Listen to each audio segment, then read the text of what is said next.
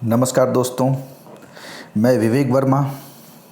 सच है ना, कोई भी इंसान अपने नज़रिए से महान बनता है, अपनी सोच से महान बनता है, ना कि अपनी नज़र से। क्योंकि जो आपकी नज़र होती है, जो आपकी दृष्टि होती है, वो सिर्फ आपको सिक्के का एक पहलू देखने में सक्षम बनाती है। लेकिन आपका नज़रिया, आपकी सकारात्मक सोच, आपके विचार सिक्के के दोनों पहलुओं का विश्लेषण करने में आपको सक्षम बनाते हैं। इसलिए अगर आपको काम करना है तो अपनी नज़र से ज़्यादा अपने नज़रिए पे काम करिए, अपनी सोच पर काम करिए और सकारात्मक सोच बनाइए। आपको सफलता अवश्य मिलेगी।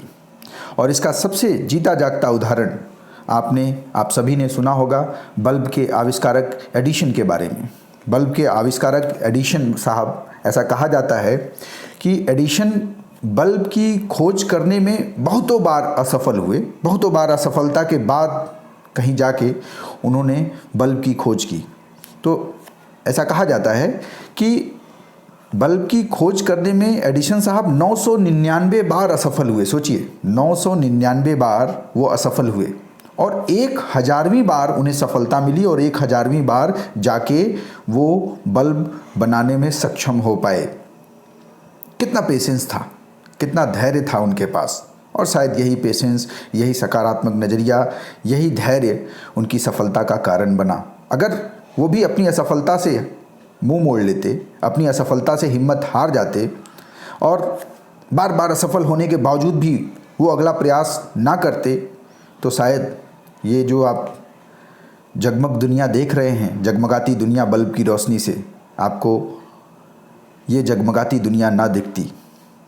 तो अब सकारात्मक सोच देखिए उनकी क्या थी।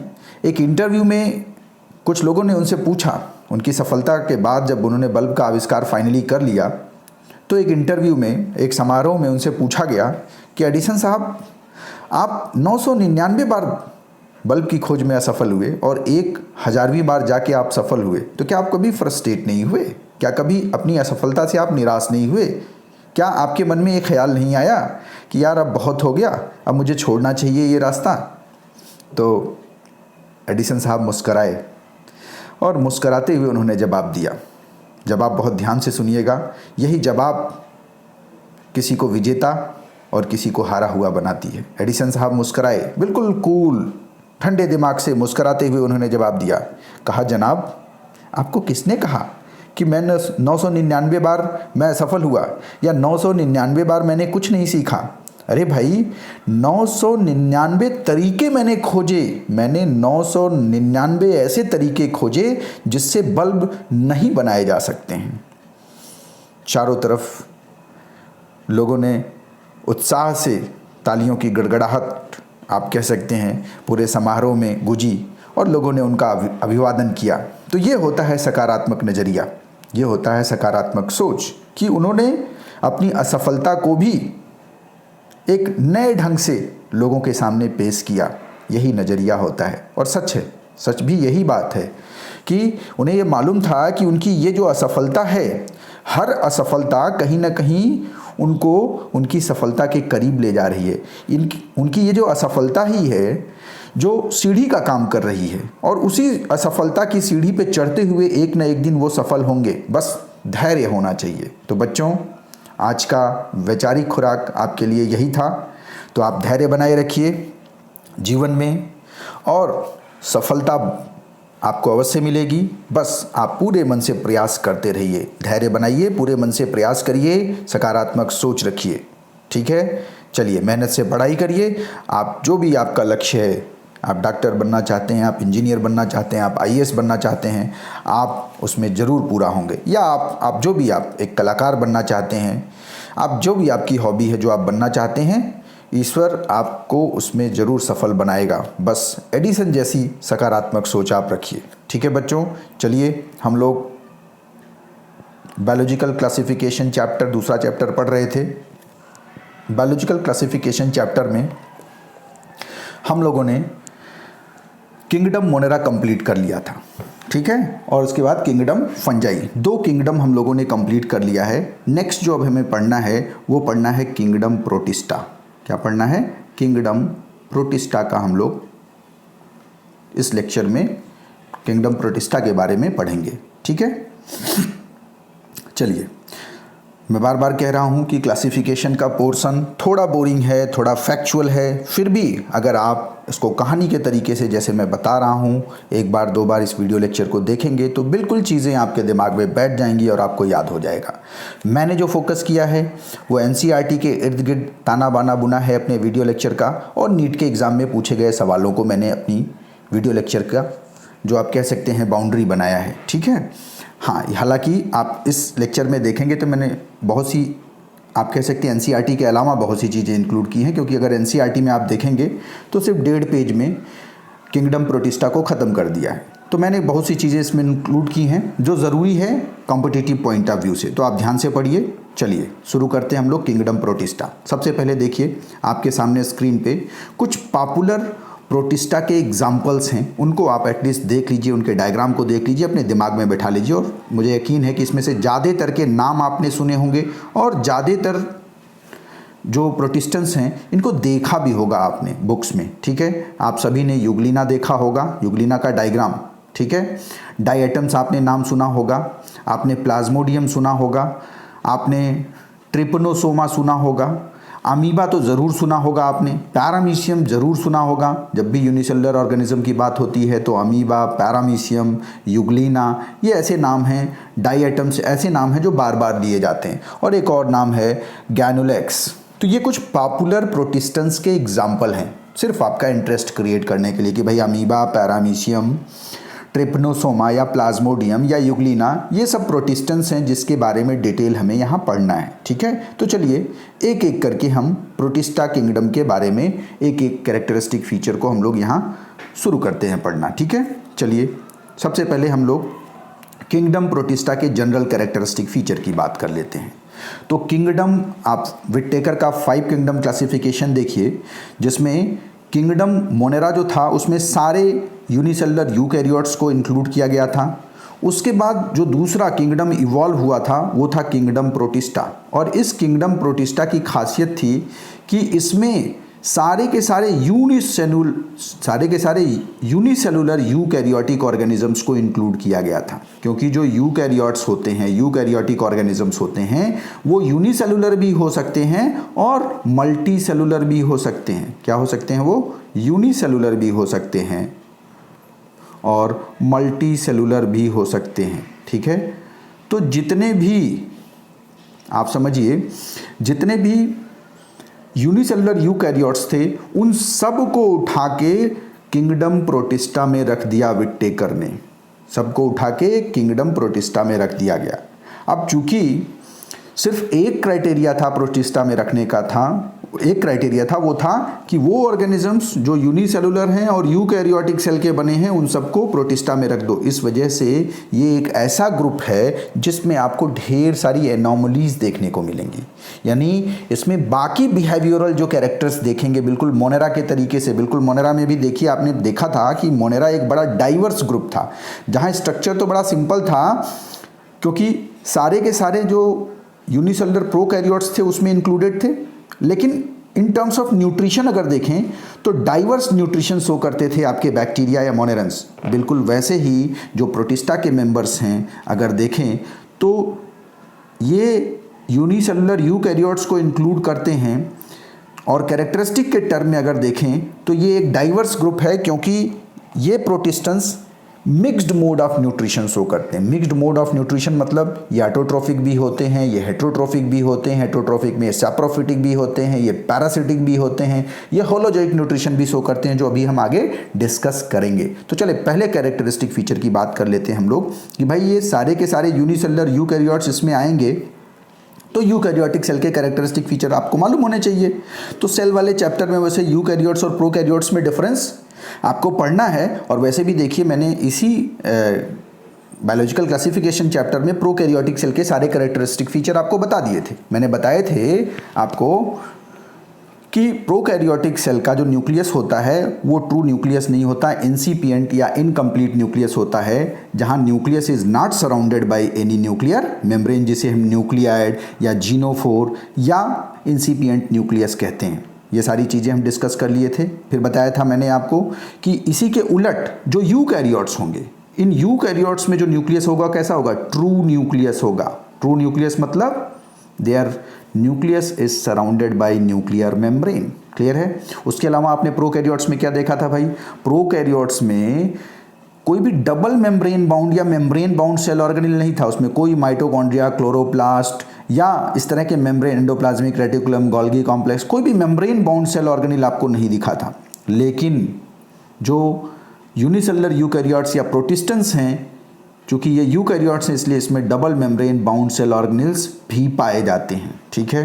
फिर प्रोकैरियोट्स में आपको कैरेक्टर में मैंने बताया था कि प्रोकैरियोट्स में सर्कुलर डीएनए पाया जाता है विदाउट हिस्टोन प्रोटीन। यहाँ देखिए यूकैरियोट है ये, इसलिए यूकैरियोट्स में क्या होगा, डीएनए कंटेन हिस्टोन प्रोटीन। यहाँ सर्कुलर डीएनए नहीं होगा, यहाँ नॉर्मल डीएनए होगा जिसमें हिस्टोन प्रोटीन होगा। क्लियर है। और ये हिस्टोन प्रोटीन अभी आगे हम लोग पढ़ेंगे। यहाँ सिर्फ एक बार टर्म आ गया है तो जान लीजिए कि हिस्टोन प्रोटीन जनरली डीएनए के सुपर क्वाइलिंग में मदद करता है, जिससे कि क्वाइल करके डीएनए से क्रोमोसोम बन सके, जो आगे हम लोग पढ़ेंगे। ठीक है। तो प्रोकैरियोट्स के डीएनए में हिस्टोन प्रोटीन नहीं होता है, यूकैरियोट्स के डीएनए में हिस्टोन प्रोटीन होता है। उसके अलावा प्रोकैरियोट्स में याद करिए मैंने बताया था जो प्रोकैरियोट्स का फ्लैजिला होता है वो फ्लैजिलिन यूनिट का बना होता है और वो 9+2 अरेंजमेंट नहीं फॉलो करता है। क्या है, 9+2 अरेंजमेंट नहीं फॉलो करता है। जबकि यहाँ देखिए आप, इसका जो फ्लैजिला होता है, यूकैरियोट्स का फ्लैजिला या प्रोटिस्टेंस का जो फ्लैजिला होता है, they are made up of tubulin unit. They are made up of tubulin unit, flagellin नहीं ट्यूबलिन का बना है। And they follow 9+2 arrangement. ये 9+2 अरेंजमेंट शो करते हैं। आप पूछोगे सर ये 9+2 अरेंजमेंट क्या है, तो मैं प्लीज़ कहूँगा थोड़ा आप वेट करो, क्योंकि डिटेल में आपको सेल वाले चैप्टर में इसे पढ़ना। भी सिर्फ इतना याद कर लो कि प्रोकैरियोट्स के फ्लैजिला फ्लैजिलिन यूनिट के बने होते हैं और 9+2 अरेंजमेंट फॉलो नहीं करते हैं। कभी कभी वो 9+0 अरेंजमेंट भी फॉलो करते हैं, वो वहाँ हम देखेंगे। और यूकैरियोट्स के फ्लैजिला ट्यूबलिन सब यूनिट के बने होते हैं और वो 9+2 अरेंजमेंट फॉलो करते हैं। तो ये यूकैरियोटिक सेल के कैरेक्टरिस्टिक फीचर हो गए। तो भाई जो यूकैरियोटिक सेल के कैरेक्टरिस्टिक फीचर हैं वही आपके यूनिसेलुलर यूकैरियोट्स के भी कैरेक्टरिस्टिक फीचर होंगे, क्योंकि ये सारे यूनिसेलुलर यूकैरियोट्स सिर्फ एक सेल के बने होते हैं, सिर्फ एक यूकैरियोटिक सेल के बने होते हैं। क्लियर है। चलिए, तो ये तो हो गया आपका जनरल कैरेक्टरिस्टिक फीचर, यानी आप यूकैरियोटिक सेल का अगर जनरल कैरेक्टर आपको याद है, आपने लिख दिया, तो समझिए आपने यूनिसेलुलर यूकैरियोट्स यानी प्रोटिस्टेंस का एक जनरल कैरेक्टर आपने बता दिया, स्ट्रक्चरल डिटेल हो गया। चलिए अब थोड़ा हमसे बिहेवियर की बात करते हैं। तो बिहेवियर में सबसे पहले बात आती है मोड ऑफ न्यूट्रिशन की। तो जैसा कि मैंने पहले ही बताया कि जैसे किंगडम मोनेरा में आपने देखा था दे show mixed mode of nutrition.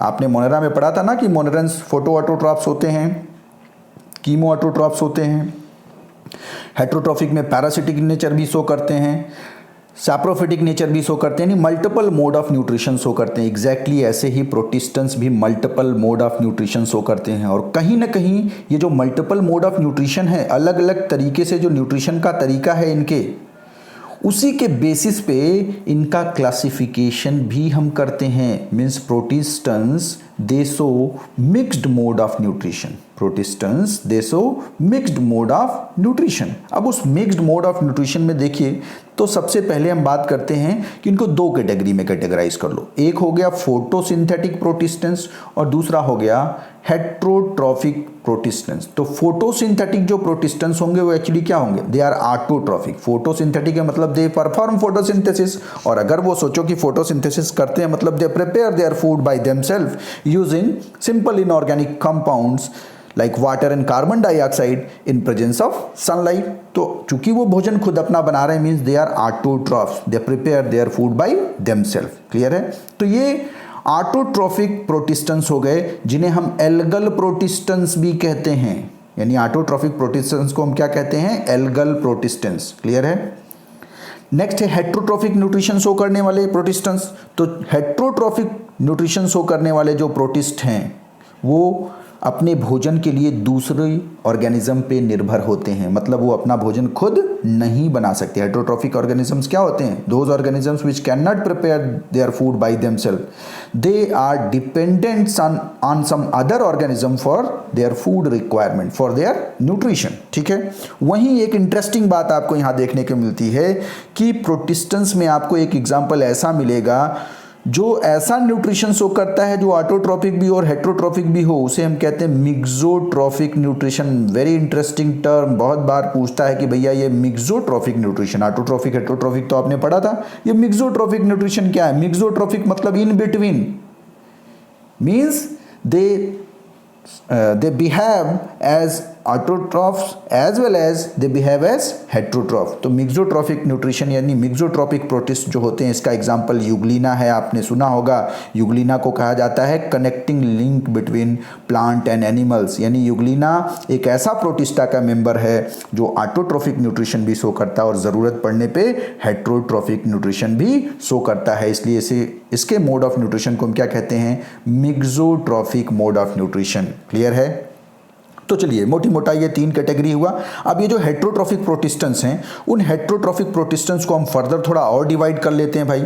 तो जो ये आपके देखिए हेट्रोट्रॉफिक प्रोटिस्टेंस हैं, उन हेट्रोट्रॉफिक प्रोटिस्टेंस को हम फर्दर 2 कैटेगरी में कैटेगराइज कर 3 कैटेगरी में कैटेगराइज कर रहे हैं। एक सैप्रोफिटिक प्रोटिस्टेंस, दूसरा पैरासिटिक प्रोटिस्टेंस और तीसरा होलोजोइक प्रोटिस्टेंस। ठीक है? सैप्रोफिटिक प्रोटिस्टेंस मतलब those प्रोटिस्टेंस which get their nutrition from dead and decaying material। clear है?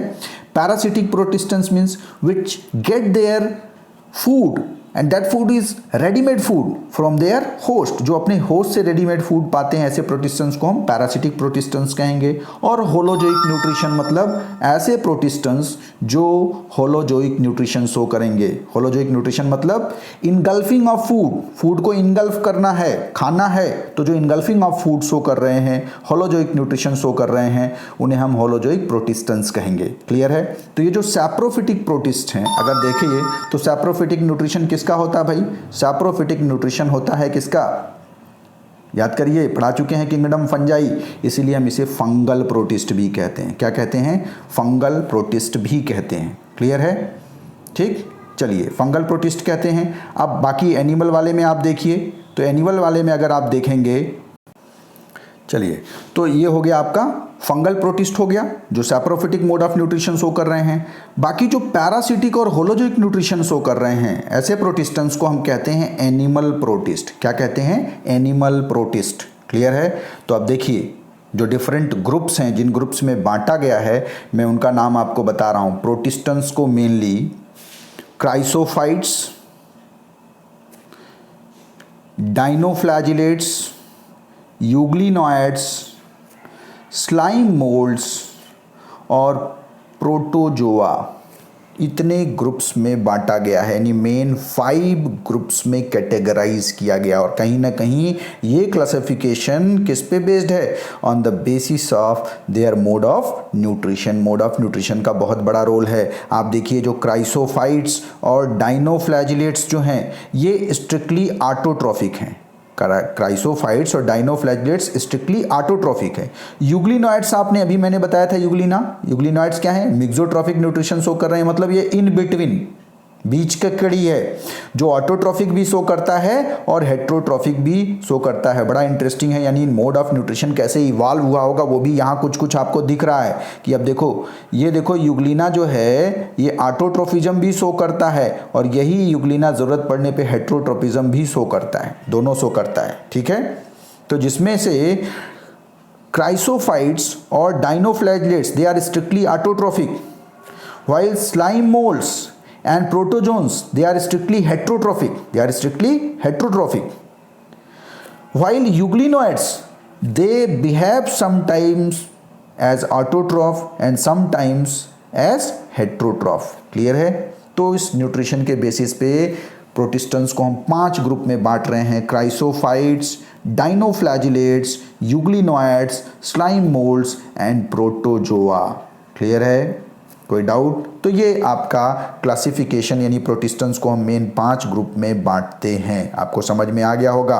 यूग्लिनॉइड्स अगर देखो भी तो इस 5 में यूग्लिनॉइड्स बीच में है, यानी 2 ग्रुप ऑटोट्रॉफिक हैं स्ट्रिक्टली और 2 ग्रुप स्ट्रिक्टली क्या है? हेट्रोट्रॉफिक हैं। और बीच में यूग्लिनॉइड बेचारा क्या है? वो दोनों को लिंक कर रहा है, प्लांट और एनिमल को लिंक कर रहा है, या ऑटोट्रॉफिक और हेट्रोट्रॉफिक ऑर्गेनिजम्स को कनेक्ट करने का काम कर रहा है। ठीक है? चलिए नेक्स्ट कैरेक्टरिस्टिक फीचर देख लीजिए। नेक्स्ट कैरेक्टरिस्टिक फीचर है आपका कि they reproduce by both asexual as well as sexual reproduction, यानी दोनों तरह का रिप्रोडक्शन शो करते हैं। ये सेक्सुअल रिप्रोडक्शन भी शो करते हैं और ए सेक्सुअल रिप्रोडक्शन भी शो करते हैं। उसके अलावा जो इनकी लाइफ साइकिल होती है, आपने देखिए फंगस मैंने आपको जब पढ़ाया था तो किंगडम फंजाई में मैंने बताया था कि kingdom fungi generally haplontic life cycle show करते हैं, और किंगडम मोनेरा में मैंने बताया था कि kingdom Monera they do not show alternation of generation, यानी मोनेरन्स जो होते हैं वो अल्टरनेशन ऑफ जनरेशन शो ही नहीं करते। क्या था अल्टरनेशन ऑफ जनरेशन? मैंने बताया था कि किसी भी ऑर्गेनिज्म के लाइफ साइकिल में दो तरह का फेज आता है, एक हैप्लॉयड और दूसरा diploid, and haploid generation is followed by diploid generation and diploid is followed by haploid generation. यानी किसी भी ऑर्गेनिज्म के लाइफ साइकिल में अगर दोनों फेजेज पाए जा रहे हैं, हैप्लॉयड और डिप्लॉयड दोनों अल्टरनेट मैनर में, कभी हैप्लॉयड कभी डिप्लॉयड, तो हम इसे बोलते हैं अल्टरनेशन ऑफ जनरेशन। क्या बोलते हैं? Alternation of generation. तो बैक्टीरिया में हमने देखा था कि बैक्टीरिया में ट्रू टर्म में सेक्सुअल रिप्रोडक्शन नहीं था, वहाँ initial form of sexual reproduction हमने पढ़ा था, तो वहाँ कोई अल्टरनेशन ऑफ जनरेशन नहीं था, क्योंकि अल्टरनेशन ऑफ जनरेशन के लिए एक कंपलसरी फिनोमिना है, वो है सेक्सुअल रिप्रोडक्शन। जो ऑर्गेनिजम्स सेक्सुअल रिप्रोडक्शन शो करते हैं वही अल्टरनेशन ऑफ जनरेशन शो करेंगे, ये ध्यान रहे आपको। क्लियर है? यानी ये प्रोटिस्टेंस जो हैं ये सेक्सुअल रिप्रोडक्शन भी शो कर रहे हैं, इसलिए ये, और आप कह सकते हैं टिपिकल सेक्सुअल रिप्रोडक्शन शो कर रहे हैं, ठीक है, ट्रू सेक्सुअल रिप्रोडक्शन शो कर रहे हैं, इसलिए ये अल्टरनेशन ऑफ जनरेशन शो करेंगे, बिल्कुल फंगस के तरीके से, क्योंकि फंगस भी सेक्सुअल रिप्रोडक्शन शो करते हैं। तो वो अल्टरनेशन ऑफ जनरेशन शो कर रहे थे, ये भी अल्टरनेशन ऑफ जनरेशन शो करते हैं। लेकिन फंगस में आपने क्या देखा था कि उनके लाइफ साइकिल में कौन सा फेज डोमिनेंट था भाई? तो अगर लाइफ साइकिल में हैप्लॉयड फेज डोमिनेंट हो, अगर किसी भी ऑर्गेनिज्म के लाइफ साइकिल में हैप्लॉयड फेज अगर मान लो डोमिनेंट है, यानी यन फेज आपका डोमिनेंट है, तो उसे हम क्या कहेंगे? उसे हम बोलते हैं हैप्लॉन्टिक लाइफ साइकिल। मैंने बताया है, जो कि फंजाई में था। फंजाई क्या शो कर रहे थे? Haplontic life cycle. और अगर किसी ऑर्गेनिज्म के लाइफ साइकिल में ज़्यादा समय क्या है? डिप्लॉयड फेज है, डिप्लॉयड फेज उसके लाइफ साइकिल में डोमिनेंट है, तो उसे हम क्या कहेंगे? ऐसे ऑर्गेनिज्म क्या शो करेंगे? डिप्लॉन्टिक लाइफ साइकिल शो करेंगे। क्या शो करेंगे? डिप्लॉन्टिक लाइफ साइकिल शो करेंगे। क्लियर है?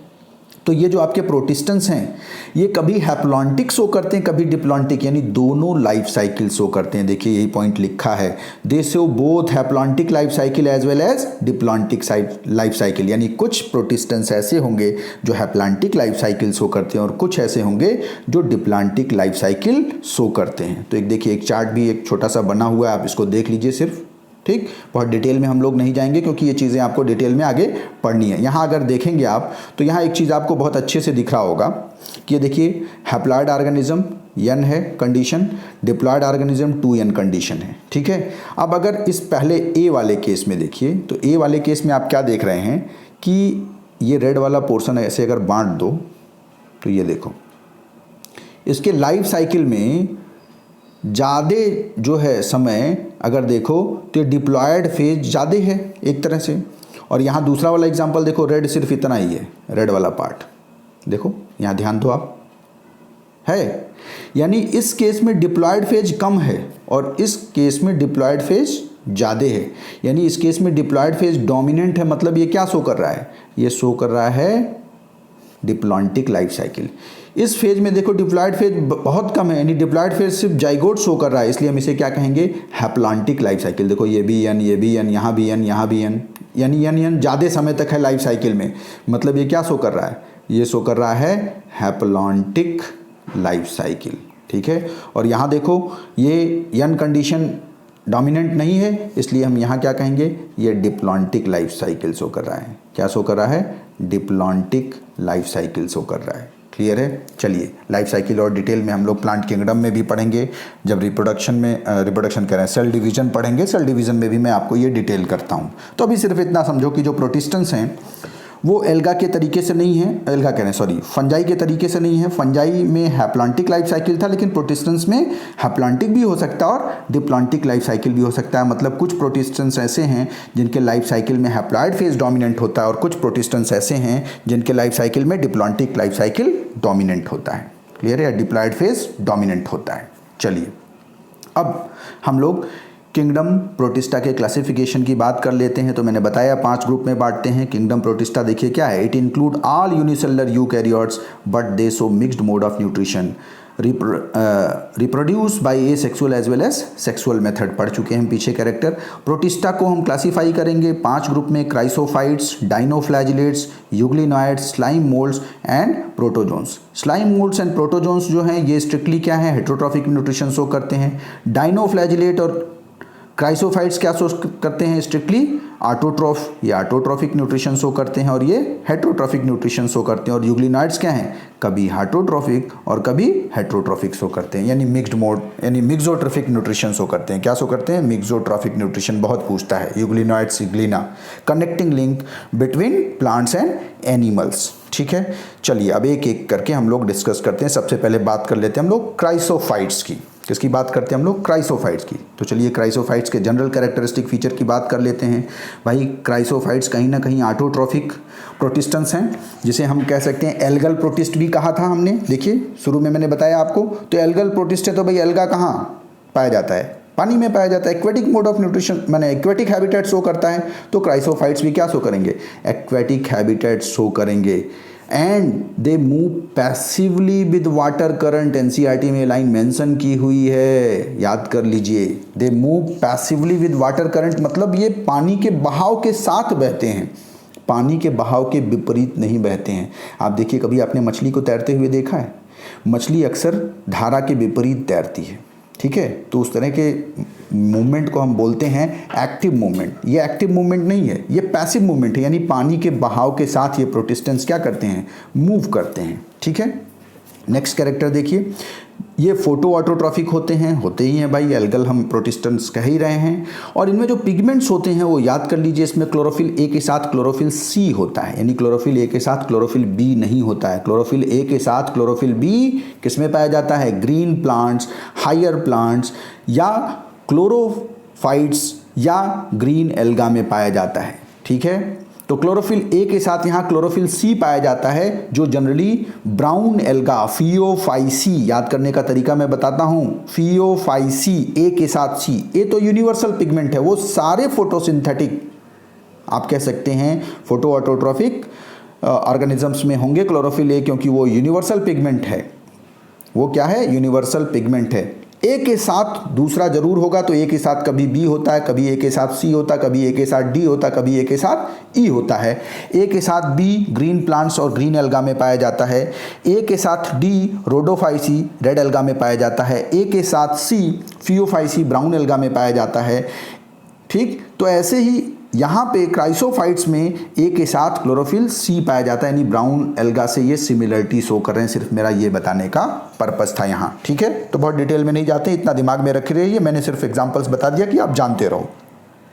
उसके अलावा जैंथोफिल पिगमेंट भी होता है। ठीक है, they are the chief producer in ocean, they are the chief photoautotrophs in ocean. Ocean में मेनली प्रोडक्टिविटी के लिए रिस्पॉन्सिबल होते हैं, क्योंकि आप कह सकते हैं कि इनकी एबंडेंस होती है।